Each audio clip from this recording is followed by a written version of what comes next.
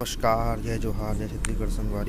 संगवारी हो मैं गांव से ना अभी नवा गढ़ आ गए हूँ। कुछ काम रहीस था तो संगवारी हो यदि अभी मैं ना अकेला जात हूँ कार में थोड़ा से मार्केट तरफ धान वाले कुछ काम हवे तो मतलब धान खइए हैं चावल मतलब कुल कुटवा के ये करवाबो चावल बनवाबो होगा। पापा मार्केट में ही हवे यदि मैं जावत हूँ और चावल आने करके ना कार में आया हूँ। ये देखो संगवारी हो पहुँच गया हूँ वहाँ जहाँ से धान लेवत हन वहाँ से। और हल्का सी भीड़ है, ज़्यादा भीड़ नहीं है। अब संडे है ना, सब अपन अपन काम कर रहे थे या है तो वहाँ से काम खत्म करके ना संगवारी हो निकल गया मैं। हाँ, वहाँ से काम करके पेट्रोल पंप में हवा डलवाए के लिए आ रहा हूँ। और आजकल पेट्रोल पंप मन के ना यही गंदा चीज़ है कि हवा नहीं डाले हो मन है। बाहर में हवा डलवाए हाँ 20 रुपये ली से हवा डलवाए के बाद से संगवारी हो घर में आ गया हूँ। घर में आके एग्ज़ाम की तैयारी चलत है अब।